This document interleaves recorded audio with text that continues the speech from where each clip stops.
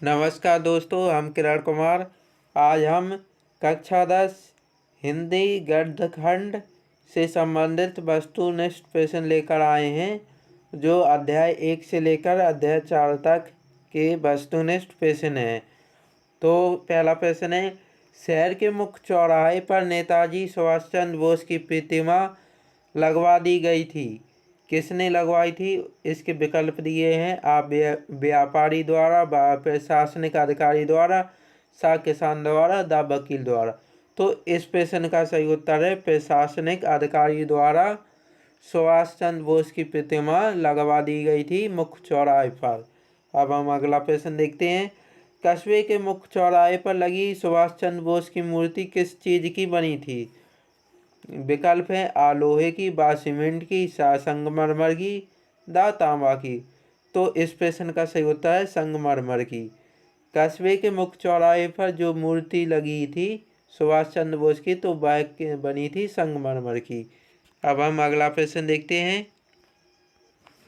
नेताजी की मूर्ति पर चश्मा कौन लगाया करता था? विकल्प है आ हवलदार साहब, बा कैप्टन चश्मे वाला, सा पान वाला, दा ड्राइंग मास्टर। तो इस प्रश्न का सही उत्तर है कैप्टन चश्मे वाला। कैप्टन चश्मे वाला नेताजी की मूर्ति पर चश्मा लगाया करता था। अगला प्रश्न है, नेताजी का चश्मा कहानी का मूल भाव क्या है? मूल भाव है।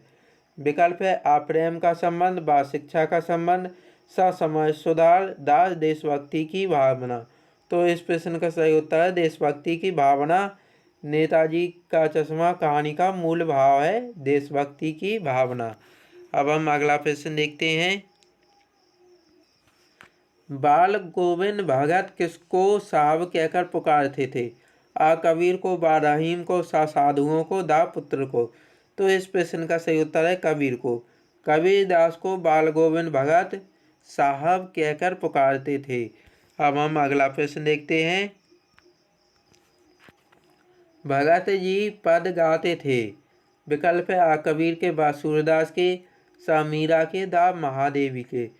तो बाल गोविंद भगत थे जो वो पद गाते थे कबीरदास के पद गाते थे भगत जी। अब हम अगला प्रश्न देखते हैं। बाल गोविंद भगत को स्नान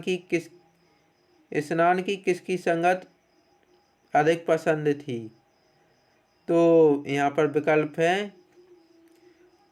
यह प्रश्न ऐसा था, बाल गोविंद भगत को किसकी संगत अधिक पसंद थी? जी स्नान ये गलत लिख गया है। बाल गोविंद भगत को किसकी संगत अधिक पसंद थी? विकल्प है आ गाँव वासियों की, बा साधु सन्यासियों की, सा कबीर पंथियों की, दा इनमें से कोई नहीं। तो इस प्रश्न का सही उत्तर है साधु सन्यासियों की। बाल गोविंद भगत को साधु सन्यासियों की संगत अधिक पसंद थी। अब हम अगला प्रश्न देखते हैं।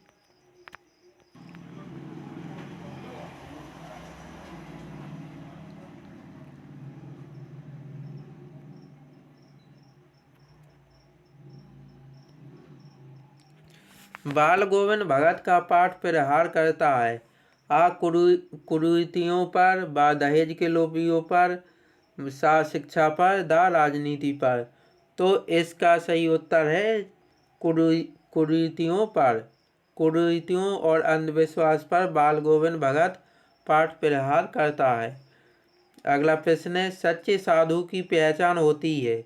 विकल्प है आ पहनावे से, बा भाषा से, सा ईश्वर भक्ति से, दा उसके विचारों से। तो इस प्रश्न का सही उत्तर है उसके विचारों से। सच्चे साधु की पहचान होती है उसके विचारों से। भाव विचारों से सच्चे साधु की पहचान होती है। अब हम अगला प्रश्न देखते हैं। राम वृक्ष बेनीपुरी का जन्म बिहार के मुजफ्फरनगर के किस गांव में हुआ था? मुजफ्फरनगर के किस गांव में हुआ था? आ बेनीपुर, बा रामपुर, सा काफल पानी, दा सीतापुर। तो इस प्रश्न का सही उत्तर है बेनीपुर। राम वृक्ष बेनीपुरी का जन्म बिहार के बेनीपुर में हुआ था। सन 1899 ईस्वी में। अगला प्रश्न देखते हैं अब हम। हिंदी के प्रसिद्ध कहानीकार यशपाल का जन्म पंजाब में कहाँ हुआ था? तो विकल्प हैं यहाँ पर अमृतसर, व भटिंडा, सा फिरोजपुर, द गुरदासपुर। तो इस प्रश्न का सही उत्तर है फिरोजपुर। यशपाल कहानीकार थे, उनका जन्म कहाँ हुआ था? फिरोजपुर शहर में, पंजाब के फिरोजपुर शहर में। अब हम अगला प्रश्न देखते हैं। लेखक ने कहानी लिखने हेतु ट्रेन की कौन सी क्लास का टिकट लिया था? विकल्प है फर्स्ट क्लास, व सेकंड क्लास, सा एसी और द जनरल क्लास। तो इस प्रश्न का सही उत्तर है सेकंड क्लास। सेकंड क्लास अर्थात द्वितीय क्लास का टिकट लिया था लेखक ने। जो कहानी है लखनवी अंदाज, यशपाल की है जो कहानी, तो उन्होंने सेकंड क्लास का टिकट लिया था। अगला प्रश्न है, नवाब साहब ने लेखक को क्या खाने को दिया? विकल्प है आम, व सेव, सा पपीता, दा खीरा। तो इस प्रश्न का सही उत्तर है खीरा।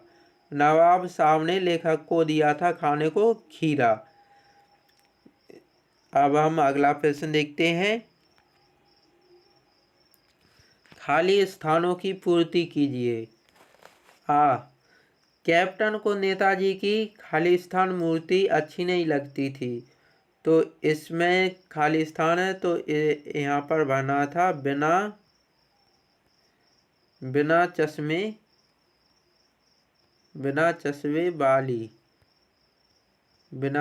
वाली कैप्टन को नेताजी की बिना चश्मे वाली मूर्ति अच्छी नहीं लगती थी। अगला खाली स्थान है कस्बे के मुख्य चौराहे पर नेताजी सुभाष चंद्र बोस की खाली स्थान लगी थी। तो इस खाली स्थान में भरना था मूर्ति या प्रतिमा।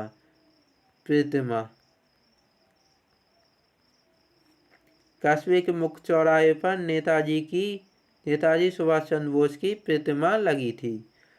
अगला खाली स्थान है यशपाल ने लाहौर के नेशनल कॉलेज से खाली स्थान किया था। तो यशपाल जो लेखक हैं उन्होंने लाहौर कॉलेज से किया था, नेशनल कॉलेज से किया था बीए किया था। अब हम अगला प्रश्न देखते हैं। सत्य अथवा असत्य लिखिए।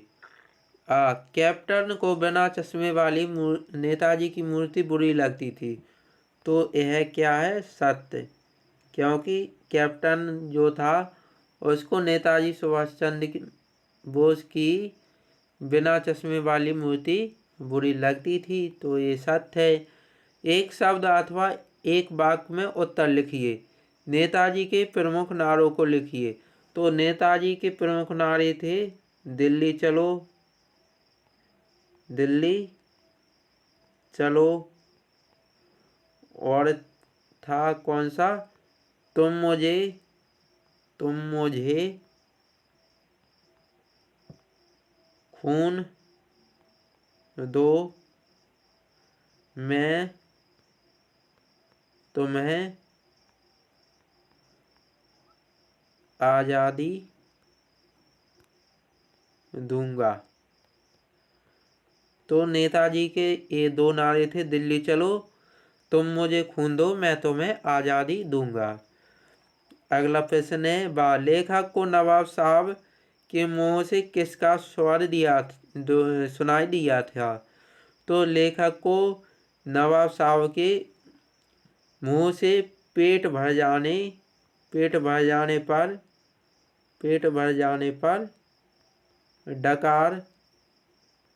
डकार का स्वर सुनाई दिया था। तो दोस्तों ये था कक्षा 10 के अध्याय 1 से लेकर अध्याय 4 तक का वीडियो। अगर आपको यह वीडियो अच्छा लगा हो तो अपने दोस्तों के साथ शेयर करना, वीडियो को लाइक करना, और अगर वीडियो अच्छा लगा हो तो एक अच्छा सा कमेंट कर देना। वीडियो देखने के लिए बहुत बहुत धन्यवाद।